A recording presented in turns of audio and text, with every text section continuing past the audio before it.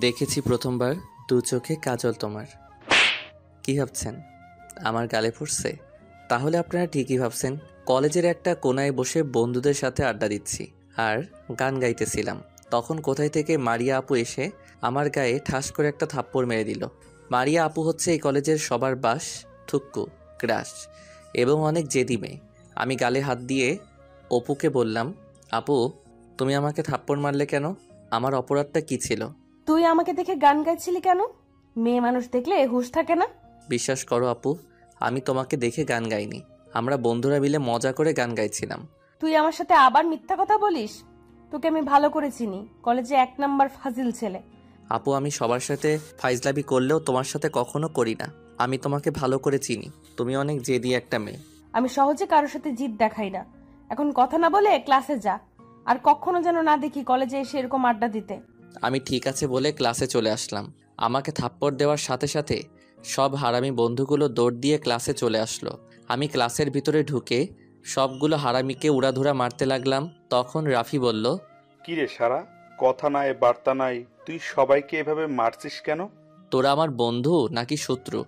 আমাকে দাজ্জালের হাতে রেখে তোরা সবাই ক্লাসে বসে আড্ডা দিচ্ছিস। আমাদের কি পাগলা কুকুরে কামড় দিছে? আমরা তোর জন্য ওই ডাইনিয়া পোষানো থাকবো? আমরা থাকলে তোর মতো আমাদের গালেও পড়তো। তাই বলে তোরা আমাকে রেখে চলে আসবি? এই বন্ধুকে বাঁচাবি না? তোরা বন্ধু নাকি শত্রু? তুই যেটা ভাবিস, মারিয়া আপুকে দেখলে এমনি হাঁটু কাঁপে, আর তুই বলছিস ওনার থেকে তোকে বাঁচিয়ে আনতে। আর তুই এমনিও একটু ফাজলামি একটু বেশি করিস। ঠিক আছে, তোদের মতো বন্ধু আমার দরকার নেই। যে বন্ধু বিপদের সময় পাশে না থাকে সেই সব বন্ধু আমার দরকার নেই। এখন থেকে তোরা তোদের মতো থাকবি, আমি আমার মতো থাকবো। বাই। প্লিজ বন্ধু, রাগ করিস না। তুই তো জানিস কলেজের সব ছাত্রছাত্রী মারিয়া আপুকে ভয় পাই। ওনার সামনে আমরা থাকি কি করে? তুই একটু ফাজলামি কমিয়ে দে, তাহলে আমরা সব সময় তোর পাশে থাকবো। ঠিক আছে, আমি এখন থেকে কারোর সাথে ফাইজলামি করব না। এভাবে কথা বলতে বলতে স্যার ক্লাসে ঢুকলো। সবাই দাঁড়িয়ে সালাম দিল। তারপর স্যার পড়া শুরু করলো। হঠাৎ স্যার আমার দিকে তাকিয়ে বলল, কি ব্যাপার মিস্টার ফাজিল, আজকে তুই এত চুপচাপ কেন? তুই তো কখনো চুপ থাকার ছেলে না। স্যার আজকে থেকে আমি আর দুষ্টুমি করব না, আমি এখন ভালো হয়ে গেছি। তাহলে এবার মনে হয় আমার টাকলা মাথায় চুল গজাবে। এতদিন তোর ফাজলামির কারণে আমার মাথার চুলগুলো সব পড়ে গেছে। স্যার আপনার মাথায় কখন চুল ছিল? আপনার তো আগে থেকেই মাথায় চুল নেই, তাহলে এখন কোথায় থেকে আসবে? তুই কিন্তু বলছিস আজকে থেকে দুষ্টামি করবি না, তাহলে এখন আবার দুষ্টামি করছিস কেন? আরে আমি কি বলতে চেয়েছি আপনার কথায় না বলে থাকতে পারলাম না। তুই কখনোই ভালো হবি না। তুই ফাজিল, ফাজিলই থাকবি। তোকে আমার ভালো করে চেনা আছে। চেনা থাকলে ওরকম কথা বলেন কেন? আপনি জানেন না আমি অনেক ভদ্র ছেলে। তুই কেমন ভদ্র কলেজে সবাই জানে। এখন কথা না বলে পড়ায় মন দে। আমি আর কোনো কথা বললাম না। স্যারের ক্লাস শেষ হলে আমি সিট থেকে উঠে স্যারের পিছনে গেলাম। তখন আমি স্যারকে বললাম, এই যে মাহবুব, তোমাকে রহমান শিকদার আজকে তার সাথে দেখা করতে বলেছে। রাসেল, তুই কি কখনো ভালো হবি না? আমি তোর আঙ্কেল হই, কলেজে আমাকে স্যার বলে ডাকতে বলছি, বাইরে হলে অন্য হিসাব। আর এখানে তো কেউ নেই, এখন কথা না বলে বিকালে রহমান শিকদারের সাথে দেখা করতে চলে যাবে। আমি এখন আসি। বাই টাকলা আঙ্কেল। তুই আর ভালো হবি না। তুই আমার মান সম্মান সব শেষ করে দিবি। যা ভাগ তাড়াতাড়ি। আমার সাথে কিন্তু লাগতে আসবে না, তাহলে কিন্তু আন্টির কাছে বলে দিব। তুমি সবসময় আমাদের তিশা ম্যাডামের দিকে তাকিয়ে থাকো। তোর হাতে পায়ে ধরি, তুই এমনটা কখনো করিস না। ওই ডাইনি আমাকে বাসায় জায়গা দিবে না। ও আমার কথা বিশ্বাস করে না। তুই যা বলিস তাই বিশ্বাস করে। ঠিক আছে, তোর যা খুশি করতে মন চাই কর, আমি তোকে আর কিচ্ছু বলবো না। তারপরেও আমার নামে তোর আন্টির কাছে মিথ্যা কথা বলিস না। ঠিক আছে, কথাটা যেন মনে থাকে। আমি গেলাম বলে আঙ্কেলের সামনে থেকে চলে আসলাম। আসলে আন্টি আমাকে অনেক ভালোবাসে, তাদের কোনো ছেলে মেয়ে নেই তো, তাই আমাকে নিজের ছেলের মতো আদর করে। তো যাই হোক, আঙ্কেলের ওখান থেকে সব হারামি বন্ধুদের কাছে গেলাম। তাদের সাথে কিছুক্ষণ আড্ডা দিয়ে আবার ক্লাসে চলে আসলাম। আমি যত ফাইজলামি করি না কেন, আমার পড়ালেখা ঠিক থাকে। কলেজের সবার সাথে দুষ্টুমি করলেও মারিয়া আপুর সামনে গেলে আমার ভিতরে সব কিছু হজম হয়ে যায়, যার নমুনা সকালে দেখছেন। এবার আমাদের পরিচয়টা দিয়ে দিই। এতক্ষণ দুষ্টুমি করতে করতে আপনাদের পরিচয় দিতে ভুলে গেছি। এই ফাজিলটাকে সবাই চেনেন, তারপরেও বলছি, আমি রাসেল। পরিবারে আমাদের সদস্য 4 জন। আমি, আব্বু আম্মু আর একটা কিউট বোন আছে। বোনটা এবার ক্লাস 5-এ পড়ে। তার নাম রাইসা। আর আমার আব্বু হচ্ছে বাংলাদেশের টপ বিজনেসম্যান রহমান শিকদার। আর আম্মু একজন গৃহিণী। আমি এবার ইন্টার ফাইনাল ইয়ারে পড়ি। আর যে সকালে আমাকে গালে আদর করেছে তার নাম তো জানেন, তার নাম মারিয়া, বড়লোক বাবার একমাত্র মেয়ে। মারিয়া আপু দেখতে যেমন সুন্দর তেমন তার নামটাও। তবে মারিয়া আপু অনেক জেদি। আপু এবার অনার্স প্রথম বর্ষে পড়ে। আর এই কলেজে আমার 3টা বেস্ট ফ্রেন্ড আছে, রাফি, মেহেদি এবং আফসান। আজকে আফসান কলেজে আসে নাই, তার বাসায় ওর বোনকে দেখতে আসবে, তাই সে আসে নাই। আর কিছু জানা লাগবে না, অনেক কিছু জেনে ফেলেছেন। এবার গল্পে ফেরা যাক। সব ক্লাস শেষ করে আমরা 3 বন্ধু ক্লাস থেকে বেরিয়ে আসলাম। হঠাৎ পিছন থেকে মারিয়া আপু আমার নাম ধরে ডাক দিল। আমি সোজা দাঁড়িয়ে গেলাম।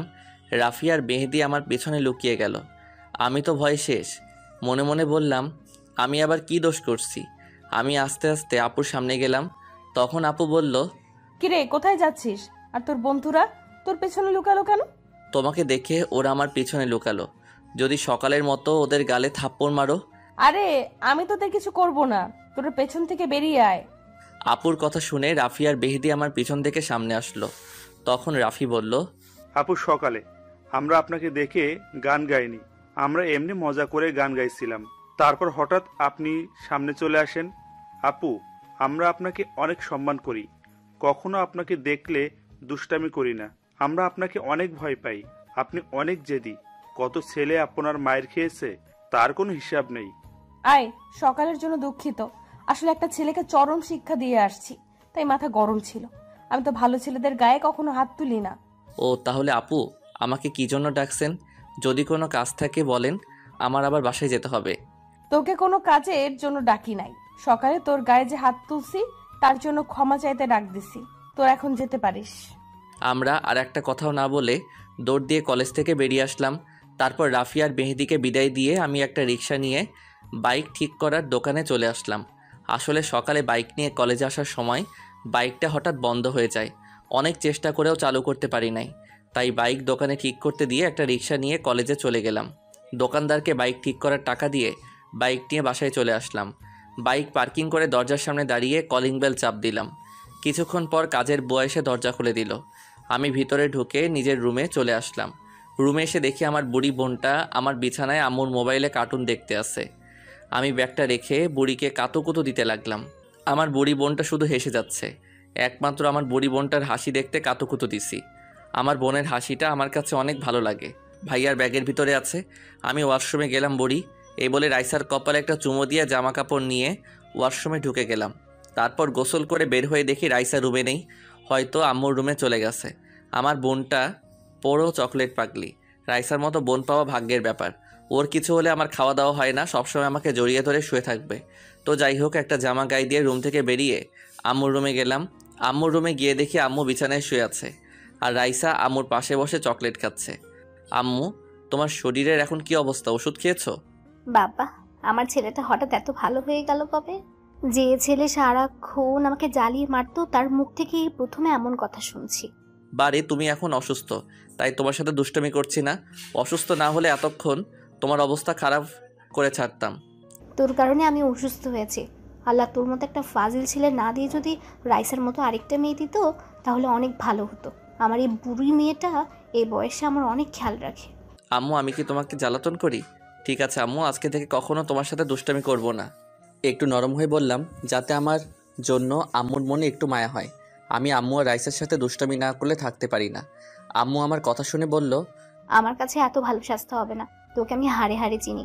তোর জ্বালায় রফিকুল কলেজে ঠিক মতো শিক্ষকতা করতে পারে না।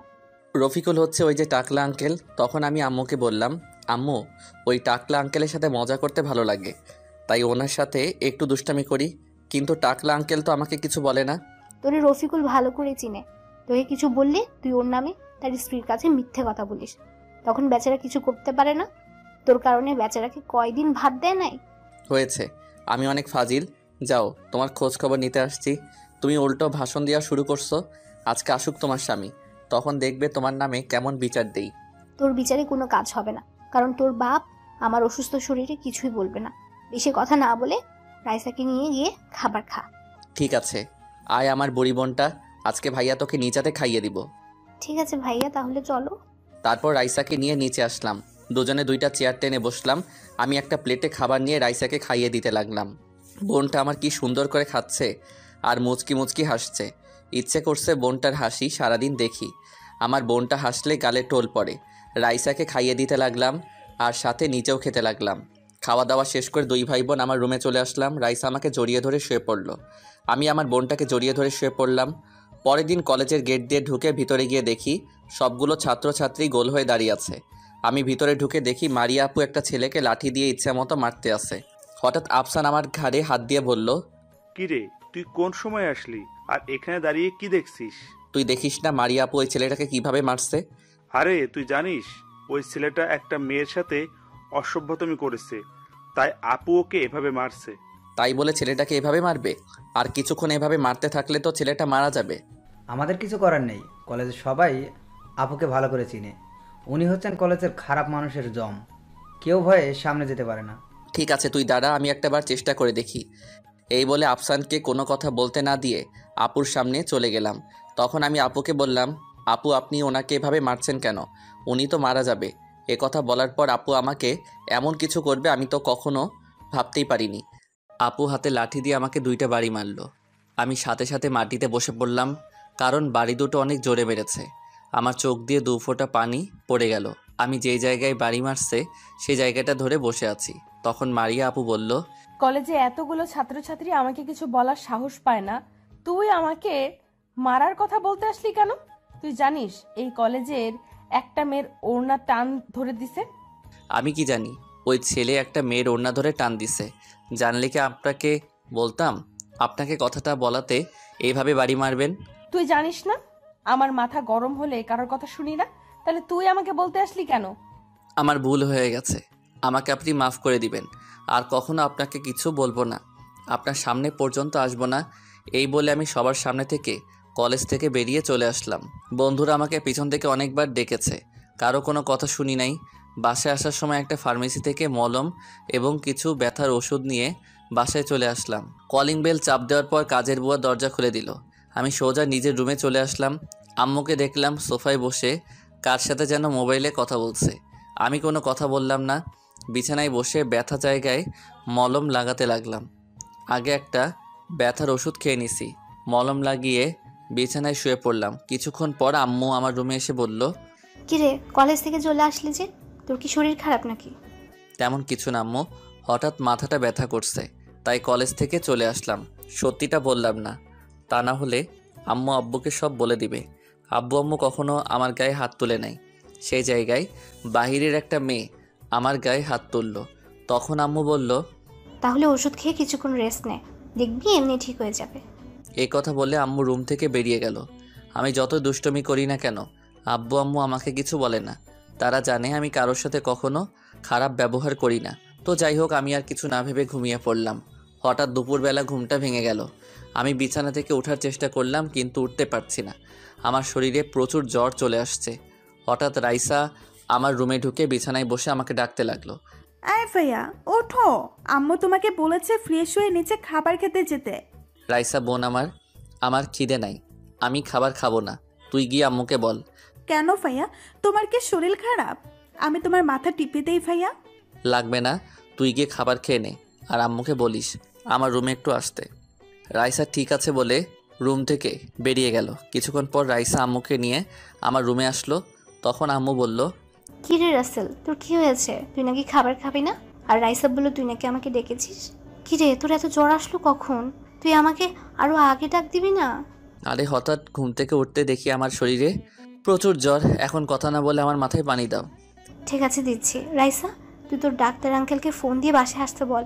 ফোন দিয়ে বলবি রাসেলের শরীরে অনেক জ্বর। রাইসা ঠিক আছে বলে আম্মু রুমে চলে গেল। আম্মু ওয়াশরুম থেকে এক বালতি পানি নিয়ে এসে আমার মাথায় দিতে লাগলো। কিছুক্ষণ পর ডাক্তার আঙ্কেল আমার রুমে আসলো। ডাক্তার আঙ্কেল আমাদের নিজস্ব ডাক্তার, তাই ফোন করার সাথে সাথে চলে এসেছে। ডাক্তার আঙ্কেল প্রথমে আমার জ্বর মাপলো, তারপর একটা ইঞ্জেকশন দিল, আরও কিছু ওষুধ দিয়ে চলে গেল। যাওয়ার আগে বলে গেছে কিছু খাবার খাইয়ে দিয়ে ওষুধগুলো খাইয়ে দিতে। আম্মু রুম থেকে বেরিয়ে একটা প্লেটে খাবার নিয়ে আমার রুমে আসলো। তারপর আম্মুর হাতে 2 লোকমা খাবার খেলাম। আম্মু বলেছে আরও খেতে, কিন্তু আমার খাবার খেতে ভালো লাগছে না। তারপর আম্মু ওষুধ দিল। অনেক কষ্টে ওষুধগুলো খেয়ে শুয়ে পড়লাম। আজ 5 দিন পর এখন আমি পুরোপুরি সুস্থ। এই 5 দিনে রাফি, মেহেদি এবং আফসান এসে আমাকে দেখে গেছে। পরের সকালে কলেজে গেট দিয়ে ঢুকে ক্লাসে যাচ্ছি, হঠাৎ পিছন থেকে কেউ আমার নাম ধরে ডাক দিল। আমি পিছনে তাকিয়ে দেখি মারিয়া আপু আমাকে ডাকছে। আমি কোনো কথা না বলে ক্লাসের দিকে হেঁটে যেতে লাগলাম। মারিয়া আপু দৌড় দিয়ে আমার সামনে আসলো। তখন মারিয়া আপু বলল, কিরে, ওই দিন লাঠির বাড়ি খাওয়ার পর তোকে আর কলেজে দেখলাম না কেন? এই কয়দিন কলেজে আসিস নাই কেন? আমার পথ ছেড়ে দাঁড়ান, আমি ক্লাসে যাব। আপনার সাথে কথা বলে সময় নষ্ট করতে চাই না আমি। কিরে, তুই আমার সাথে এইভাবে কথা বলছিস কেন? ও, বুঝেছি, ওই দিন লাঠির বাড়ি দেওয়ার কারণে আমার উপর রাগ করে আছিস। আপনার সাথে আমি রাগ করব কেন? আপনি আমার বড়, ভুল হলে শাসন করতেই পারেন। এখানে রাগ করার কি আছে? তাহলে আমার সাথে কথা বলছিস না কেন? ডাক দেওয়ার পর আসিস নাই কেন? আমি তো আপনাকে বলছি আর কখনো আপনার সামনে যাব না, আপনার সাথে কথা বলবো না। তাহলে আপনি আমার সাথে কথা বলতে আসলেন কেন? আরে তুই বুঝিস না কেন? ওই ছেলেটার ওপর অনেক রাগ উঠছে, এর ভেতরে তুই এসে বলছিস ওকে মারছি কেন? তখন তোর উপর রাগ উঠে যায়। কলেজে কেউ কিছু বলছে না, তুই কেন বলতে আসলি? তাই রাগের মাথায় তোকেও 2টা বাড়ি মারলাম। প্লিজ তুই আমার উপর রাগ করে থাকিস না। আমার রাগ উঠলে কখন কি করে নিজেও জানি না। আমি তো আপনাকে খারাপ কিছু বলি নাই, শুধু জিজ্ঞেস করছি। শুনেন, এত রাগ থাকা ভালো না, পরে পস্তাতে হবে। আপনি আর কখনো আমার সামনে আসবেন না। আপনার সাথে কথা বলতে ইচ্ছে করছে না। আপনি ভুলে যাবেন না আপনার থেকে আমার বাবার 5 গুণ বেশি পাওয়ার, কিন্তু কখনো বাবার ক্ষমতা কারোর সাথে দেখাই নাই, কখনো দেখাবো না। আমি আপনার এতদিন সব অত্যাচার সহ্য করছি, কিন্তু এখন থেকে আর করব না। কথাটা আপনি মনে রাখবেন বাই। এ কথা বলে ক্লাসে চলে আসলাম। আমি এত সহজে কারোর সাথে মেজাজ গরম করি না, কিন্তু আজকে না করে পারলাম না। আমার কথাগুলো শুনে চোখের পানি ফেলছে, এটা আমি দেখছি, কিন্তু ওনাকে কথাগুলো না বলেও থাকতে পারবো, তাই আজকে বলে দিছি। ওদিন যদি আমাকে সবার সামনে বাড়ি না দিয়ে কোনো নীরব জায়গায় বাড়ি মারতো তাহলে আমি কিছু বলতাম না, কিন্তু উনি আমাকে কলেজের সবার সামনে বাড়ি মারছে, তাই ওনার উপর অনেক রাগ উঠেছে। নিজেকে কি মনে করেন উনি? উনি অন্যায়ের প্রতিবাদ করে এবং শাস্তি দেয়, এটা একটা ভালো কাজ, কিন্তু রাগের মাথায় এমন কাজ কেন করে? তাই ওনার উপর রাগ জমে আছে। আশা করি আর কখনো আমার সামনে আসবে না। ক্লাসে গিয়ে সামনের সিটে বসে আছি। কিছুক্ষণ পর 3 হারামি ক্লাসে আসলো। তারা দেখে আমি একা বসে মোবাইল টিপতে আছি। তখন রাফি আমার সাথে এবং মেহেদি আর আফসান রাফির পাশের সিটে বসলো। রাফি আমাকে বলল, কিরে, তুই কখন কলেজে আসলি? আর ক্লাসে আসার সময় দেখলাম মারিয়া আপু কলেজের একটা কোনায় মনমরা হয়ে বসে আছে। তুই কি জানিস আপুর কি হয়েছে? আমি কলেজে আসছি কিছুক্ষণ আগে, আর আপুর কি হয়েছে সেটা আমি কেমন করে বলবো? আমার মনে হয় মারিয়া আপুর কিছু একটা হয়েছে, তা না হলে ওনাকে কখনো দেখলাম না কলেজে মনমরা হয়ে বসে থাকতে। রাসেল, আফসান ঠিকই বলেছে, নিশ্চয়ই ওনাকে কেউ কিছু বলেছে, আর না হয় বাসায় কিছু হয়েছে। ওনার কি হয়েছে না হয়েছে সেটা আমাদের দেখে লাভ কি? এখন কথা না বলে চুপচাপ বসে থাকো। আমি একটু রেগে কথাটা বলছি। আমার রাগ থেকে ওরা আর কোনো কথা বলে নাই। কিছুক্ষণ পর টাকলা আঙ্কেল ক্লাসে ঢুকলো। সবাই দাঁড়িয়ে সালাম দিল। তখন টাকলা আঙ্কেল আমাকে বলল, কেমন আছো ফাজিলের হাড্ডি? এখন তোমার শরীরের কি অবস্থা? জি টাকলা আঙ্কেল, আগের থেকে অনেক ভালো আছি। আপনি কেমন আছেন টাকলা আঙ্কেল? এই কয়দিন ভালো ছিলাম, এখন আর ভালো থাকতে পারবো না। কলেজে ফাজিল চলে এসেছে। কেন, ফাজিলকে আপনার মেয়েরে নিয়ে পালাই গেছে? আমার যদি মেয়ে থাকতো তাহলে কখনো তোর মতো ফাজিলের সাথে পালাই যেত না, কিন্তু আফসোস, আল্লাহ আমাদের কোনো ছেলে মেয়েই দেয় নাই। কথাটা আঙ্কেল মন খারাপ করেই বলছে। কত আশা ছিল একটা ছেলে মেয়ের জন্য, কিন্তু আল্লাহ তাদের কোনো ছেলে মেয়ে দেয় নাই। তাই তো আমি এত দুষ্টুমি করার পরেও কিছু বলে না। তখন আমি বললাম, থাক টাকলা আঙ্কেল, চিন্তা করেন না, মেয়ে দেয় নাই তো কি হয়েছে, একটা ফাজিল ছেলে তো আছে। এজন্যই তো তোকে কিছু বলি না। তুই অনেক ভালো একটা ছেলে, কিন্তু একটু দুষ্টামি করিস, তবে কখনো খারাপ কিছু করিস না। এজন্যই তোকে অনেক ভালো লাগে। হয়েছে টাকলা আঙ্কেল, এখন কথা না বলে সবাইকে পড়াতে শুরু করেন। এভাবে কথা বলতে থাকলে এমনিই সময় চলে যাবে। আঙ্কেল আর কোনো কথা না বলে সবাইকে পড়াতে শুরু করলো। আঙ্কেল ক্লাস শেষ করে বের হয়ে গেল। আস্তে আস্তে সব ক্লাস করে বাহিরে চলে আসলাম, সবগুলো হারামিকে বিদায় দিয়ে। আমি বাইক নিয়ে বাসায় চলে আসলাম। আসার সময় আমার বুড়ি বোনটার জন্য চকলেট নিয়ে আসলাম। আজকে চকলেট বেশি করে আনছি, কারণ এই 5 দিন বোনটা আমার চকলেট খেতে পারে নাই। আব্বুকে বলতে পারে না ভয়ে, কিন্তু আব্বু কখনো রাইসা এবং আমার গায়ে হাত তোলে নাই। আপনাদের তো বলতে ভুলে গেছি। ক্লাস থেকে বেরিয়ে আসার পর মারিয়া আপুকে দেখলাম না, হয়তো বাসায় চলে গেছে। তো যাই হোক, বাসার ভিতরে ঢুকে দরজার সামনে দাঁড়িয়ে কলিং বেল চাপ দিলাম। কিছুক্ষণ পর আম্মু এসে দরজা খুলে দিল। তখন আমাকে দেখে বলল, কিরে তুই এই শরীর নিয়ে কলেজে গেলি কেন? তোকে কতবার মানা করেছি আরও কিছুদিন পরে যা, তোর শরীর এখনো দুর্বল। আরে আম্মু, আমি ঠিক আছি। আমি এখন পুরোপুরি সুস্থ। আমাকে নিয়ে চিন্তা করো না। এখন বলো, আমার বুড়িটা কোথায়? তোর বুড়ি তোর রুমে শুয়ে শুয়ে মোবাইল টিপছে, খাবার খেতে ডাকছে কিন্তু তোকে ছাড়া খাবে না। তুই ফ্রেশ হয়ে বুড়িকে নিয়ে নিচে আয়, আমি টেবিলে খাবার দিচ্ছি। আমি ঠিক আছে বলে ওপরে এসে নিজের রুমে চলে আসলাম। রুমে এসে দেখি আমার বুড়ি বোনটা পায়ের উপর পা দিয়ে আরাম করে মোবাইল টিপতে আছে। কিরে বুড়ি, স্কুল থেকে এসে মোবাইল নিয়ে বসে আছিস, খাবার খাওয়া লাগবে না? ভাইয়া তুমি এসেছো, আগে আমার চকলেট দাও, তারপরে খাবার খাবো। আমি জানি তো আমার বোনটা চকলেট না খেলে খাবার খাবে না। ভাইয়ার ব্যাগে আছে, তুই বস, ভাইয়া ফ্রেশ হয়ে আসছি, তারপর দুজনে একসাথে খাবার খেতে যাব। রাইসা ঠিক আছে বলে আমার ব্যাগ থেকে চকলেট নিয়ে খেতে লাগলো। আমি জামা কাপড় নিয়ে ওয়াশরুমে ঢুকে গোসল করে বের হয়ে দেখি রাইসা চকলেট খাচ্ছে। তারপর একটা জামা গায়ে দিয়ে বুড়িকে নিয়ে নিচে চলে আসলাম। দুই ভাই বোন খাবার খেয়ে রুমে চলে আসলাম। তারপর রাইসা আমাকে জড়িয়ে ধরে শুয়ে পড়ল। পরের দিন কলেজে ঢুকে সব হারামিকে খুঁজতে লাগলাম। গতকাল কলেজ ছুটি হওয়ার পর সবগুলো আমার সাথে তেমন কথা বলে নাই। একটু রেগে কথা বলার কারণে ওদের খুঁজতে খুঁজতে দেখি 3 হারামি কলেজের একটা গাছের নিচে বসে আড্ডা দিচ্ছে। আমি ওদের পাশে গিয়ে বসলাম। তখন আমি বললাম, কিরে তোরা সবাই কেমন আছিস? আমার উপর রাগ করে আছিস তাই না? আসলে গতকালকের জন্য সরি রে। তোরা হঠাৎ ওনার কথা বলার কারণে মাথা গরম হয়ে গেছে, তাই একটু রেগে কথা বলছি। প্লিজ মাফ করে দে, আর কখনো তোদের সাথে রেগে কথা বলবো না। ঠিক আছে, এ কথা যেন সবসময় মনে থাকে। তারপর 3 হারামির সাথে বসে বসে আড্ডা দিতে লাগলাম। হঠাৎ কলেজের গেটে চোখ পড়তে আমি পুরো অবাক হয়ে গেলাম। আমি কাকে দেখছি? সে আর কেউ নয়, মারিয়া আপু। আজকে কলেজে শাড়ি পরে এসেছে। তাকে দেখতে একদম পরীর মতো লাগছে। মারিয়া আপু সোজা আমাদের সামনে এসে আমাকে বলল, কেমন আছো রাসেল? যদি তোমার সময় থাকে তাহলে আমার কিছু কথা শুনবে? কি কথা বলুন? এখানে না, তোমার সাথে একা কিছু কথা বলবো। চলো দুজনে কোথাও গিয়ে কথাগুলো বলি। সরি, আপনার কিছু বলার থাকলে এখানেই বলেন, আমি অন্য কোথাও যেতে পারবো না। আরে আপু যখন তোর সাথে একা কথা বলতে চাই তাহলে সমস্যা কোথায়? রাসেল, রাফি ঠিক কথাই বলেছে, তুই আর এখানে বসে কথা বল, আমরা ক্লাসে যাচ্ছি। এই বলে 3 হারামি আমাকে রেখে ক্লাসে চলে গেল। তারা চলে যাওয়ার পর মারিয়া আপু আমার সাথে বসলো। তখন আপু বলল, আমি মানছি আমার অনেক রাগ, আমি অল্পতেই রেগে যাই। কি করব বলো? আমি কারো খারাপ দেখতে পারি না। রাগের মাথায় কখন কার সাথে কি করি তা নিজেও বলতে পারবো না। তুমি প্লিজ আমাকে ক্ষমা করে দাও। কালকে রাতে একটুও ঘুমাতে পারি নাই, শুধু তোমার কথাগুলো ভাবছি। শুনেন, আমি আপনার অন্যায়ের বিরুদ্ধে প্রতিবাদ করা, তাদের শাস্তি দেওয়া, এটা আমার কাছে অনেক ভালো লাগে। আর আমি আপনাকে সবসময় সম্মান দিয়ে চলি। কিন্তু আপনি 2টা দিন অন্যায়ভাবে আমার গায়ে হাত তুলছেন। তুমি আমাকে ক্ষমা করে দাও, আমি আগের থেকে রাগটা কমিয়ে দিব। তোমার গায়ে হাত তোলার পর নিজের কাছে অনেক খারাপ লাগছে। ঠিক আছে, আমি আপনাকে ক্ষমা করে দিছি। তবে এমন কাজ যদি আর কখনো আমি এবং অন্য কারোর সাথে করেন তাহলে আপনাকে আমি কখনো ক্ষমা করব না। ঠিক আছে, আমি আর এমন কাজ কখনো করব না। শুধু যারা খারাপ কাজ করবে তাদের আমি শাস্তি দিব। আজকের থেকে আমরা তাহলে বন্ধু হয়ে থাকবো। আপনি আমার থেকে বড়, আমি আপনার সাথে বন্ধুত্ব করতে পারবো না। আর কলেজের সবাই খারাপ ভাববে। এখানে খারাপ ভাবার কি আছে?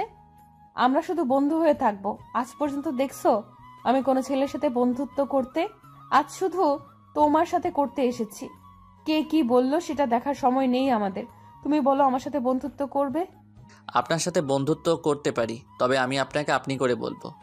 আমি এমনি মেয়েদের সাথে বন্ধুত্ব করি না, শুধু আপনার জোরাজোরিতে বন্ধুত্ব করতে বাধ্য হলাম। কিন্তু আমি আমার 3 হারামি বন্ধুকে ছাড়তে পারবো না। সমস্যা নেই, আজকে থেকে আমরা 5 জনে মিলে আড্ডা দিব, বাইরে ঘুরতে যাব, একসাথে ফুচকা খাবো, কলেজের মাঠে আড্ডা দিব। আমি তেমন মা বাবার আদর পাইনি, তারা সবসময়ই তাদের কাজ নিয়ে বিজি থাকে। যখন যেটা চাই সেটা কিন্তু এনে দেয়, এই কারণে আমার জিদ একটু বেশি। ও সমস্যা নেই, আস্তে আস্তে সব ঠিক হয়ে যাবে। এখন আপনি ক্লাসে যান, আমার ক্লাসের সময় হয়ে গেছে। তুমি মনে হয় আমার কথা ভুলে গেছো। তোমাকে বলছি না আমাকে তুমি করে বলবে? ঠিক আছে, এখন থেকে তুমি করে বলবো। এবার তুমি ক্লাসে যাও। আমি আমার ক্লাসে গেলাম। ওকে যাও, তবে কলেজ ছুটি হওয়ার পর আমার জন্য অপেক্ষা করবে, দুজনে একসাথে বাসায় যাব। আমি ঠিক আছে বলে ক্লাসের দিকে যেতে লাগলাম। আমি ওনাকে এবারের মতো মাফ করে দিছি। এরপর আমার সাথে এরকম করলে আমার সাথে খারাপ কেউ হবে না। তো যাই হোক, আমি ক্লাসের ভিতরে ঢুকে সামনের সিটে বসে পড়লাম। তখন রাফি আমাকে বলল, কিরে, এতক্ষণ ধরে কি কথা বলছিস? তাহলে শোন। তারপর সবাইকে সবকিছু খুলে বললাম। আমার কথা শুনে মেহেদি বলল, সবকিছু বুঝলাম, কিন্তু এটা কেমন দেখায় না? উনি যদি আমাদের সমবয়সী হতো তাহলে কোনো সমস্যা ছিল না। এখানে সমস্যার কি আছে? এখন কলেজের সিনিয়র জেদি মেয়ে আর ফাজিল ছেলে একসাথে হয়েছে, এখন শুধু মজাই আলাদা। ওই তোরা থামবি? সবগুলোকে করলার রস খাওয়ামো বেশি কথা বললে। উনি যখন নিজের ইচ্ছায় বন্ধুত্ব করছে, তাহলে সামনে কি হয় সেটা দেখি। এখানে এত কথা বলার কি আছে? ওই শালা, সকালে কি বলছিস মনে নেই? আমাদের সাথে কখনো রেগে কথা বলবি না। এখন কেন বলছিস? একবারে মাথা ফাটিয়ে দিমু। রাগ কি সহজে দেখাই? তোদের কথা শুনে তো রাগ উঠে। এখন কথা না বলে চুপ করে থাক। টাকলা আঙ্কেল আসার সময় হয়ে গেছে। এই যা, বলতে না বলতেই হাজির আমার টাকলা আঙ্কেল। আজকে টাকলা আঙ্কেলকে দেখে বোঝা যাচ্ছে অনেক খুশি। তখন আমি বললাম, আচ্ছা আঙ্কেল, আজকে আপনাকে কেমন খুশি খুশি লাগছে? কারণটা কি আমাদের একটু খুলে বলবেন? খুশির খবর তো অবশ্যই বলবো। গতকাল খবর পেয়েছি আমার ঘরে নতুন অতিথি আসছে, মানে আমি বাবা হতে চলেছি। এটা তো খুশির খবর। তাহলে যে আমাদের সবাইকে মিষ্টি খাওয়াতে হবে। বিয়ের আজ 8 বছর পর আপনি বাবা হতে চলেছেন। মিষ্টি তো অবশ্যই খাওয়াবো, কিন্তু কলেজে সবাইকে খাওয়ানোর সামর্থ্য আমার নেই। তোমাদের ক্লাসে যতজন আছে সবাইকে খাওয়াবো। কে বলছে আপনার সামর্থ্য নেই? তোমার একটা ছেলে ক্লাসে বসে আছে, সেটা তুমি চোখে দেখো না? আমি আমাদের নতুন অতিথি আসা উপলক্ষে কলেজের সবাইকে মিষ্টি খাওয়াবো। তুমি কোনো চিন্তা করো না। আঙ্কেল আমাকে কথা শুনে কান্না করে দিল। তখন আঙ্কেল বলল, তুই আর তোর পরিবার আমার জন্য আর কত করবি? তোদের জন্য আমি এখনও বেঁচে আছি। ও মা, এই খুশির সংবাদ পেয়েও বুঝি তুমি কান্না করবে? তোমার ক্লাসটা শেষ হলে আমরা 3 হারামি মিলে বাহিরে গিয়ে মার্কেট থেকে মিষ্টি নিয়ে আসবো। আঙ্কেল আর চোখের পানি মুছে পড়াতে শুরু করলো। কোনো রকম ক্লাসটা শেষ করে আমি সহ বাকি 3 হারামিকে নিয়ে মার্কেটে চলে গেলাম। তারপর মার্কেট থেকে দামি মিষ্টি কিনলাম। আমার কার্ডে টাকা ছিল। মিষ্টি কিনে একটা গাড়িতে উঠায় আবার কলেজে চলে আসলাম। গাড়ি থেকে সব মিষ্টি বের করলাম। মিষ্টি বের করে একটা করে ক্লাসে ঢুকে সবার হাতে 2টা করে মিষ্টি দিতে লাগলাম। প্রায় ক্লাসে দেওয়া শেষ। এখন বাকি রয়েছে মারিয়াপুর ক্লাসরুম আর আমাদের ক্লাসরুম। আমরা 4 বন্ধু মিলে মারিয়াপুর ক্লাসরুমে স্যারের কাছ থেকে অনুমতি নিয়ে ঢুকলাম। আর আসার আগে একটা প্ল্যান করে আসলাম, সেটা কিছুক্ষণ পর দেখতে পাবেন। তখন স্যার বলল, আরে মিস্টার ফাজিল রাসেল, তোমরা হঠাৎ সিনিয়রদের ক্লাসে? আবার দেখি তোমাদের হাতে মিষ্টির প্যাকেট। স্যার আমি তো আগের মতো দুষ্টমি করি না। আমি এখন কত ভালো ছেলে হয়ে গেছি। তাই নাকি? তা এবার বলো, হঠাৎ মিষ্টি নিয়ে কেন আসলে? আসলে স্যার আমার আঙ্কেল রফিক স্যারের সন্তান হবে। সেই খুশিতে কলেজে সবাইকে মিষ্টি বিতরণ করছি। তাহলে ঠিক আছে, আগে আমারটা দিয়ে তারপর সবাইকে দাও। স্যার একটা কথা বলি, আপনি রাগ করবেন না। আমার ইচ্ছা কি সিনিয়র আপুদের নিজ হাতে মিষ্টি খাইয়ে দিব। প্লিজ স্যার, আপনি মানা করবেন না। খাওয়াতে পারো, তবে কারোর সাথে দুষ্টামি করতে পারবা না। আর একটা কথা, তোমরা সবাই কি রাসেলের হাতে মিষ্টি খেতে চাও? স্যারের কথা শুনে মারিয়া আপু দাঁড়িয়ে বলল, স্যার, এমন একটা ফাজিল ও মিষ্টি ছেলের হাতে মিষ্টি খেতে কার না ভালো লাগে? স্যার আমি ভালো ছেলে, আমার মতো ছেলেই হয় না। দেখছেন মারিয়া আপু আমাকে কি বলছে? আচ্ছা ঠিক আছে, এখন সবাইকে মিষ্টি খাইয়ে দাও। দেখছো না সবাই মিষ্টির প্যাকেটের দিকে তাকিয়ে আছে? দেখে মনে হচ্ছে অনেক দামি মিষ্টি। জি স্যার, সবাইকে কম দামি মিষ্টি খাওয়াইলে বদদোয়া দিবে, তাই বেশি দামি মিষ্টি আনলাম। তারপর স্যারকে 2টা মিষ্টি দিয়ে সিনিয়র আপুদের আমি মিষ্টি খাইয়ে দিতে লাগলাম। রাফি, মেহেদি এবং আফসান ছেলেদের দিচ্ছে। সিনিয়র আপুদের খাওয়াতে খাওয়াতে মারিয়া আপুর সামনে আসলাম। আসলে আমি মেয়েদের পিছন সিটে থেকে দেওয়া শুরু করেছি, কারণ মারিয়া আপুর সামনে বসা ছিল। তাকে একটু দেরি করে দিব। মারিয়া আপুর সামনে আসার পর আমাকে বলল, তুমি হঠাৎ এত পরিবর্তন হলে কেমনে? সকালে তোমাকে কি বলছি মনে নেই? আরে তুমি তো বলছো মেয়েদের সাথে কথা বলতে না, তাদের সাথে বন্ধুত্ব করতে না, তাদের তো খাইয়ে দিতে মানা করো নাই। আমার সাথে দুষ্টুমি করছো। আজকে কলেজ ছুটি হোক, তারপর তোমাকে মজা বোঝাবো। সেটা কলেজ ছুটি হওয়ার পর দেখা যাবে। এখন কথা না বলে হা করো, আমি তোমাকে মিষ্টি খাইয়ে দিচ্ছি। আমার কথা শুনে মারিয়া আপু হা করলো। তারপর পুরো মিষ্টিটা আপুর মুখে ঢুকিয়ে দিলাম। আপু 2 কামড় দেওয়ার সাথে সাথেই মুখ থেকে মিষ্টিটা ফেলে দিল। আমরা 4 বন্ধু হাসতে শুরু করলাম, কারণ মারিয়া আপুর মিষ্টিতে লবণ ঢুকিয়ে দিলাম। মারিয়া আপু আমাকে বলল, তুমি আমার মিষ্টিতে এমনটা করলে কেন? পুরো মিষ্টিতে লবণ ভরা। আমি এই কারণেই তো বলছি সবাইকে মিষ্টি খাইয়ে দিব। তোমাকে খাইয়ে দিতে গেলে বাকি সবাই অভিমান করবে, তাই সবাইকে খাওয়ালাম, শুধু তোমারটা অন্যরকম। দেখলে, তুমি ওকে ভালো ছেলে ভাবছো, এখন দেখছো তোমার সাথে কি করছে। আমি ওকে হারে হারে চিনি, দুনিয়ার ফাজিল একটা। এখন মারিয়াকে নিয়ে বাইরে গিয়ে পানি এনে দাও। মারিয়া আপুর দিকে তাকিয়ে দেখি চোখ মুখ লাল করে আছে। আমি ভয় পেয়ে তাড়াতাড়ি ক্লাস থেকে বেরিয়ে দৌড় দিয়ে ক্যান্টিন থেকে একটা পানির বোতল নিয়ে আসলাম। মারিয়া আপুকে পানির বোতলটা দিয়ে আমি একটু দূরে দাঁড়িয়ে রইলাম। আপু পানি দিয়ে মুখ কুলি করে আমার সামনে আসলো। তখন আমাকে বলল, আমি মনে করছি তুমি ভালো হয়ে গেছো, এখন দেখি তুমি ফাজিল রয়ে গেছো। সরি আপু, তুমি রাগ করো না, তোমার সাথে একটু মজা করছি। তুমি বলছো না আমাদের বন্ধু, তাই বন্ধুর সাথে একটু মজা করলাম। করেছো, বেশ করেছো। তাই বলে ক্লাসের সবার সামনে এমন করবে? আমারও সময় আসবে, দেখবে তখন কি করি। সেটা তখন দেখা যাবে। এখন হাঁ করো, তোমাকে মিষ্টি খাইয়ে দেই। এটার মধ্যে কিছু নেই, তুমি বিশ্বাস করতে পারো। ঠিক আছে, খাইয়ে দাও। আমি আরেকটা মিষ্টি মারিয়া আপুর মুখে দিলাম। তারপর আপু যেটা করলো তার জন্য মোটেও প্রস্তুত ছিলাম না। আপু, তুমি এটা কি করলে? দেখো, পুরো আঙ্গুল লাল হয়ে গেছে। এটা তোর আমার সাথে দুষ্টুমি করার শাস্তি। তুই আমাকে লবণ খাইয়ে দিলি কেন? তাই বলে তুমি আমার আঙ্গুলে কামড় দিবে? যাও, তোমার সাথে কথা নাই। আজকে থেকে তোমার সাথে ব্রেকআপ। ওই, আমি কি তোর সাথে প্রেম করি তুই আমার সাথে ব্রেকআপ করছিস? আরে, বন্ধুত্বের ব্রেকআপ করছি তোমার সাথে। আজকে থেকে তোমার সাথে আমার কোনো বন্ধুত্ব নাই। তুমি তোমার পথে চলবে, আমি আমার পথে চলবো। সকালে মাত্র বন্ধুত্ব হয়েছে, একটা দিন যেতে না যেতেই বন্ধুত্ব শেষ। ঠিক আছে, আমি সরি বলছি, আর এমন দুষ্টুমি তোর সাথে করব না। তাহলে ঠিক আছে, আর এমন দুষ্টুমি করলে কিন্তু একবারে ব্রেকআপ করব। ঠিক আছে, এখন ক্লাসে যা, দেরি হলে স্যার বকাঝকা করবে। কলেজ ছুটি হওয়ার পর আমার জন্য অপেক্ষা করিস। আমি ঠিক আছে বলে তিন হারামিকে নিয়ে ক্লাসে চলে আসলাম। তারপর সব ক্লাস শেষ করে বাহিরে আসার সময় আঙ্কেল ডাক দিল। তিন হারামিকে বিদায় দিয়ে আঙ্কেলের সামনে গেলাম। তখন আমি বললাম, বলেন টাকলা আঙ্কেল, কেন ডেকেছেন? আর আপনার চোখে পানি কেন? তোরা আমার জন্য এত কিছু কেন করিস? আমি কি তোদের এই ঋণ কখনো শোধ করতে পারবো? আপনি এটা কি বলছেন? আমাদের ঋণ আপনাকে কখনো শোধ করতে হবে না। শুধু আমাদের জন্য দোয়া করবেন। আমাদের যা কিছু আছে তা সারা জীবন বসে খেলেও শেষ করা যাবে না। আর আমি তোমার ছেলে হয়ে এই কাজ করছি। এই কথা বলার সাথে সাথে আঙ্কেল আমাকে জড়িয়ে ধরে কান্না করে বলতে লাগলো, তুই পুরো তোর বাবার মতো, তোর ভিতরে কোনো অহংকার নেই। দোয়া করি আল্লাহ যেন তোদের সবসময় সুস্থ রাখে। হয়েছে হয়েছে, এখন কান্না বন্ধ করো। আমি বিকালে তোমার বাসায় যাব। আমি আমার আম্মুর সাথে দেখা করতে যাব। ঠিক আছে যাস, তাহলে তুই বাসায় যা, আমি আমার বাসায় গেলাম। তুমি বাসায় যাও, আমি বাসায় যেতে একটু দেরি হবে, কারণ মারিয়া আপুকে সাথে করে নিয়ে যাব। আঙ্কেল ঠিক আছে বলে কলেজ থেকে বেরিয়ে গেল। আমি আপুর জন্য অপেক্ষা করতে লাগলাম। কিছুক্ষণ পর দেখি মারিয়া আপু ক্লাস থেকে বেরিয়ে আসছে। মারিয়া আপু আমাকে দেখে সামনে আসলো। তখন আপু বলল, কিরে, তোদের ক্লাস কোন সময় শেষ হয়েছে আর বাকিরা কোথায়? এই তো আধা ঘন্টা হবে ছুটি হয়েছে, আর বাকি তিন হারামি বাসায় চলে গেছে। ঠিক আছে চল, আজকে তোর বাইকে করে বাসায় যাব। আমি কখনো মেয়ে মানুষকে নিয়ে বাইক চালাই নাই। যদি তোমাকে ফেলে দেই? আমাকে ফেলে দিলে সাথে তোকে নিয়ে পড়বো। ঠিক আছে, এখন কথা না বলে বাইকে ওঠো। মারিয়া আপু আর কোনো কথা না বলে বাইকের পিছনে উঠল। আপু আমার ঘাড়ে হাত দেওয়ার সঙ্গে সঙ্গে আমার শরীর দিয়ে বিদ্যুৎ বয়ে গেল। আমি কোনো কথা না বলে বাইক চালাতে লাগলাম। তখন মারিয়া আপু বলল, আচ্ছা রাসেল, তুই কি কখনো কারো প্রেমে পড়েছিস বা কোনো মেয়ের সাথে প্রেম করছিস? আমার দ্বারা এসব হবে না। আমার মতো ফাজিলের সাথে কোনো মেয়ে প্রেম করবে না। তুই তো সব সময় সবার সাথে ফাজলামি করিস না, তাহলে কোনো মেয়ের প্রেম করবে না কেন? তুই একবার কাউকে পছন্দ করে প্রপোজ করে দেখ, দেখবি মেয়ে ঠিকই রাজি হয়ে যাবে। আমি এসব প্রেম ভালোবাসা করব না। শুনেছি প্রেম ভালোবাসা করলে ছেলেদের জীবন নষ্ট হয়ে যায়। মেয়েটা ছেড়ে গেলে ছেলেটা কষ্ট পায়, আর ছেলেটা ছেড়ে গেলে মেয়েটা কষ্ট পায়।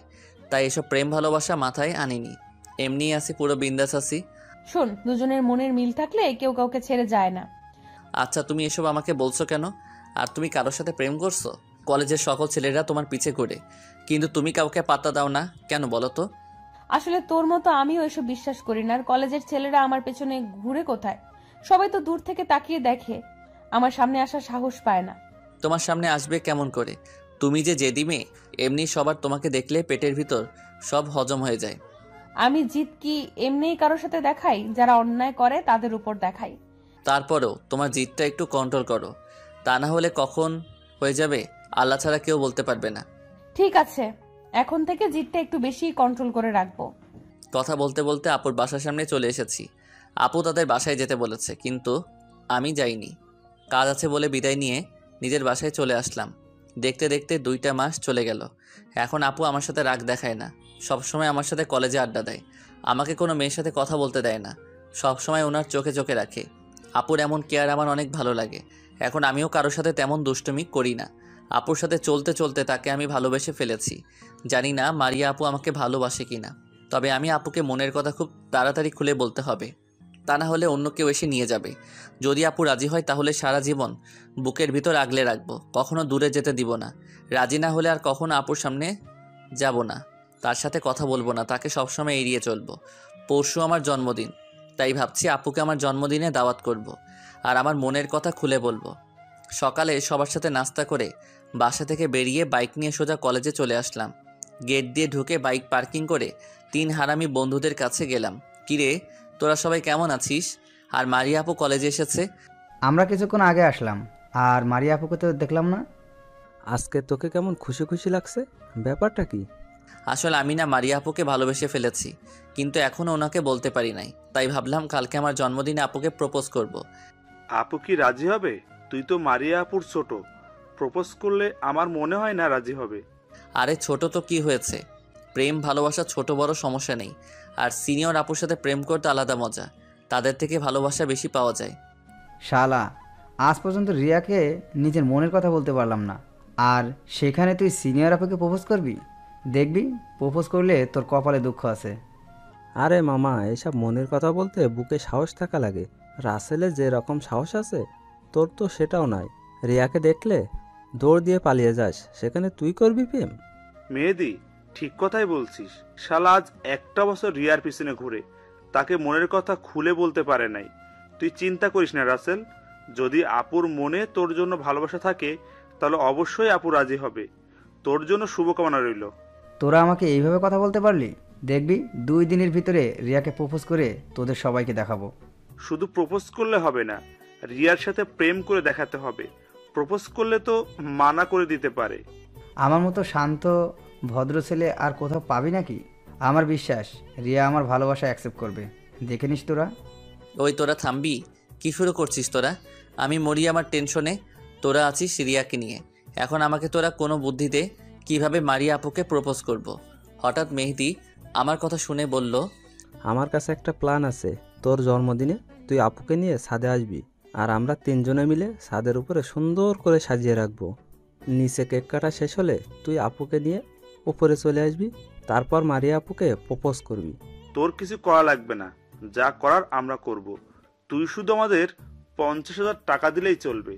ঠিক আছে, আমি তোদের কলেজ থেকে যাওয়ার সময় টাকা দিয়ে যাব। আমরা বসে বসে কথা বলছি, হঠাৎ কলেজের গেটে চোখ পড়তেই যেটা দেখলাম সেটা দেখে আমি মোটেও প্রস্তুত ছিলাম না। আমি দেখি একটা ছেলে বাইকে করে মারিয়া আপুকে কলেজে নিয়ে আসলো। ছেলেটা দেখতে অনেক সুন্দর। মারিয়া আপু ছেলেটাকে হাসি মুখে বিদায় দিয়ে আমাদের দিকে আসছে। আমার মনটা খারাপ হয়ে গেল। তাহলে মারিয়া আপু অন্য কাউকে ভালোবাসে? না, এটা হতে পারে না। মারিয়া আপু শুধু আমার। মারিয়া আপু আমাদের সামনে এসে বলল, তোমরা সবাই কেমন আছো? আর সবাই এখানে বসে কি গল্প করছো? আমরা যে কথাই বলি আগে বলো ওই ছেলেটাকে, নাম কি তার, কোথায় থাকে, তোমাকে কলেজে নিয়ে আসলো কেন? আরে থামো, এতগুলো প্রশ্ন কেউ একসাথে করে? তোমরা যে ছেলেটাকে দেখছো ও হচ্ছে আমার মামাতো ভাই আকাশ। আকাশ তাদের অফিস দেখাশোনা করে। সকালে আকাশ আমাদের বাসায় আসে, আব্বু আর আমার সাথে কিছুক্ষণ কথা বলে চলে যাওয়ার সময় আমাকে কলেজে নিয়ে আসে। উনি তোমাকে কলেজে নিয়ে আসলো কেন? তোমার গাড়ির কি হয়েছে? আমার গাড়িটার কিছু হয়নি, আকাশ নিজে বলল আজকে আমাকে কলেজে নামিয়ে দিবে, তাই আর কিছু না বলে তার সাথে কলেজে আসলাম। মানা করলে হয়তো রাগ করতো, তাই আর করলাম না। ও আচ্ছা, ঠিক আছে। তোমাকে যে কথা বলবো, কালকে আমার জন্মদিন। তুমি এবং তোমার আব্বুকে নিয়ে সন্ধ্যায় চলে আসবে আমাদের বাসায়। দ্বিতীয়বার যেন বলা না লাগে। যদি তুমি মানা করো তাহলে তোমার সাথে কোনো কথা বলবো না। আরে আমি কি তোমাকে মানা করছি? ঠিক আছে, কালকে আব্বুকে নিয়ে তোমাদের বাসায় যাব। এখন খুশি? অনেক খুশি। আর শোনো, কালকে তুমি একটা নীল রঙের শাড়ি পরে আসবে। নীল শাড়িতে তোমাকে অনেক সুন্দর লাগে। ঠিক আছে, আসবো। এখন ক্লাসে যাও, আমার ক্লাসের সময় হয়ে গেছে। আমি ঠিক আছে বলে 3 হারামিকে নিয়ে ক্লাসে চলে আসলাম। তারপর সব ক্লাস শেষ করে বাইরে এসে 3 হারামিকে আমার কার্ডটা দিয়ে দিলাম। 3 হারামি যাওয়ার পর আমি বাইক নিয়ে মারিয়া আপুর জন্য অপেক্ষা করতে লাগলাম, কারণ আজকে আপু গাড়ি নিয়ে আসে নাই। কিছুক্ষণ পর মারিয়া আপু ক্লাস থেকে বেরিয়ে এসে আমার বাইকে উঠলো। দুজনে কথা বলতে বলতে মারিয়া আপুর বাসায় চলে আসলাম। মারিয়া আপুর কাছ থেকে বিদায় নিয়ে বাসায় চলে আসলাম। আঙ্কেল আন্টিকে আসতে বললাম। পরের দিন 3 হারামি ছাদের ওপরে ফুল দিয়ে সাজাচ্ছে। আমি নিচে মেহমানদের সাথে কথা বলছি। হঠাৎ গেটের দিকে তাকিয়ে আমি পুরো অবাক হয়ে গেলাম। মারিয়া আপু আজকে শাড়ি পরে আমাদের বাসায় আসছে। দেখতে অনেক কিউট লাগছে, যেন একটা পরী আমাদের বাসায় ঢুকতে আসে। আমার কথা মতো নীল রঙের শাড়ি পরে আসছে, সাথে আপুর আব্বু এসেছে। আমি দাঁড়িয়ে না থেকে তাদের সামনে গিয়ে আঙ্কেলকে সালাম দিলাম। তারপর আঙ্কেলের সাথে কিছুক্ষণ কথা বলে আব্বুর সাথে পরিচয় করিয়ে দিলাম। তখন আমি মারিয়া আপুকে একটু সাইডে এনে বললাম, তোমাকে আজকে অনেক সুন্দর লাগছে। আমার কথা মতো নীল রঙের শাড়ি পরে আসার জন্য ধন্যবাদ তোমাকে। তোমাকেও কিন্তু আজকে অনেক সুন্দর লাগছে। আমার মতো তুমিও দেখি নীল পাঞ্জাবি পরেছো। তার একটা কারণ আছে, কেক কাটার পর দেখবে। কি কারণ সেটা কি জানতে পারি? সেটা সময় হলে দেখতে পাবে। এখন চলো সবাই মিলে কেক কাটি। তারপর আপু আমার সাথে স্টেজে উঠলো। আব্বু আম্মু আমার দুই পাশে দাঁড়ালো। মারিয়া আপু আম্মুর সাথে দাঁড়ালো। আর 3 হারামি বন্ধু আমাদের সামনে দাঁড়িয়ে ছবি তুলতে লাগলো। তারপর আমি কেক কাটলাম। সবাই আমাকে জন্মদিনের শুভেচ্ছা জানালো। প্রথমে আব্বু আম্মুকে কেক খাইয়ে দিলাম, তারপর টাকলা আঙ্কেল এবং আন্টিকে খাইয়ে দিলাম। একটু কেক নিয়ে আপুর মুখের সামনে ধরলাম। আপু আমার দিকে তাকিয়ে কেকটা খেয়ে নিল। তারপর মারিয়া আপু একটু কেক নিয়ে আমাকে খাইয়ে দিল। আমি 3 হারামিকে ডাক দিয়ে তাদের কেক খাইয়ে দিলাম। ওদের কানে কানে বললাম ছাদে গিয়ে সব কিছু ঠিক করে রাখতে। আমি মারিয়া আপুকে নিয়ে আসছি। আমার কথা মতো 3 হারামি ছাদের উপরে চলে গেল। আমি মারিয়া আপুকে একটু সাইডে এনে বললাম, তোমাকে এখন আমার সাথে একটু ছাদে যেতে হবে, তবে তোমার চোখ বেঁধে নেওয়া হবে। হঠাৎ ছাদের উপর কেন? আবার চোখ বেঁধে নিবে কেন? সেটা গেলে দেখতে পাবে। এখন আর কোনো কথা বলতে পারবে না। আমার কথা শুনে মারিয়া আপু আর কোনো কথা বলল না। আমি একটা রুমাল দিয়ে আপুর চোখ বেঁধে দিলাম। তারপর আপুকে নিয়ে ছাদে যেতে লাগলাম। আমি আপুর 2 হাত শক্ত করে চেপে ধরলাম। ছাদের উপর নিয়ে আমি 10-12টা গোলাপ ফুল নিয়ে আপুর সামনে গেলাম। তারপর আপুর চোখের বাঁধন খুলে দিলাম। তারপর 3 হারামি সব লাইট জ্বালিয়ে দিল। আপু ছাদের দিকে তাকিয়ে অবাক হয়ে গেল। তার থেকে বেশি অবাক হলো আমাকে দেখে। আমি আপুর সামনে হাঁটু গেড়ে বসে গোলাপ ফুলটা হাতে নিয়ে বলতে লাগলাম, তোমার কাছে গিয়েছিলাম নিয়ে বড় আশা, যদি পাই একটু তোমার হৃদয়ের ভালোবাসা। হোক না জানাজানি এই মেলামেশা, মিথ্যে নয় সত্যি আমাদের এই ভালোবাসা। মনের মতো ঘোরার সময় সঙ্গী যদি পাই, ঘুরব পথে লয়ে তারে তোমারে জানাই আই লাভ ইউ মারিয়া আপু, আমি তোমাকে অনেক ভালোবাসি। তারপর মারিয়া আপু যেটা করলো সেটার জন্য মোটেও প্রস্তুত ছিলাম না। মারিয়া আপু আমাকে দাঁড় করিয়ে ঠাস করে একটা থাপ্পড় মেরে দিল। তারপর বলল, তুই 2 মাস আগে আমাকে কলেজে যে কথা বলছিস, তারপর থেকে আমি তোকে ভালোবাসি। তোর এত কেয়ার করি, মেয়েদের থেকে দূরে দূরে রাখি, সব সময় আমার চোখে চোখে রাখি, তাতে তুই বুঝিস না? আমাকে কখনো ছেড়ে যাবে না তো? আমি অনেক ভালোবাসি তোমাকে, এই মনে শুধু তোমার বসবাস। তোকে ভালোবেসেছি, ছেড়ে যাওয়ার জন্য নাকি? সব সময় আমার এই বুকে আগলে রাখবো। ওই হারামি, তোর এখানে দাঁড়িয়ে আছিস কেন? সবগুলো নিচে যা। মারিয়ার সাথে আমার কিছু বোঝাপড়া আছে। বাবা, যার জন্য করলাম চুরি সেই বলে চোর। শালা থাক তুই, আমরা গেলাম। এই বলে 3 হারামি নিচে চলে গেল। তখন আমি মারিয়াকে বললাম, ওই তোমার ঠোঁট দুটো আমাকে টানছে, একটা কিস করি তোমাকে। প্রেম শুরু হতে না হতেই ঠোঁটের দিকে নজর পড়েছে? তুই তো দেখি অনেক লুচু। আমি তো আর অন্য কারো কাছে চাইনি, আমার ভালোবাসার মানুষের কাছে চেয়েছি। অন্য কারো কাছে চাইলে মাথা ফাটিয়ে দিমো। তুমি শুধু আমাকে কিস করবে। এখন দাঁড়িয়ে না থেকে কিস করো। বলতে দেরি মারিয়ার ঠোঁটে ঠোঁট লাগাতে দেরি করি নাই। দুজনে দুজনকে জড়িয়ে ধরে কিস করতে লাগলাম। যা শালা, মেয়ে মানুষ ঠোঁটে লিপস্টিক কেন দেয়? ঠোঁটের সব লিপস্টিক আমার পেটে গেছে। প্রায় 5 মিনিট পর দুজন দুজনকে ছেড়ে দিয়ে আমি মারিয়াকে শক্ত করে জড়িয়ে ধরলাম। এভাবে চলতে লাগলো আমার আর মারিয়ার ভালোবাসা। আমাদের ব্যাপারে 2 পরিবার জানে, তারা সবাই রাজি আছে। আমি অনার্সে ওঠার পর আমাদের বিয়ে হবে। আর রাফি রিয়াকে প্রপোজ করছে, রিয়া রাজি হয়ে গেছে। রিয়া নাকি রাফি মারিয়ার মতো আগে থেকে ভালোবাসতো। এর ফাঁকে মারিয়ার মামাতো ভাই আকাশের বিয়ে হয়ে গেছে। ওই দিন আকাশ সকালবেলা এসেছে মারিয়া এবং তার আব্বুকে বিয়ের দাওয়াত দিতে। তো সবাই ভালো থাকবেন, আল্লাহ হাফেজ। একটু ভালো রিলেশনের জন্য খুব বেশি টাকা পয়সার প্রয়োজন হয় না, শুধু ভালো 2টা মনের দরকার হয়, যেখানে একজন আরেকজনকে নিজের মতোই বিলিভ করবে। এর নামই হচ্ছে প্রকৃত ভালোবাসা।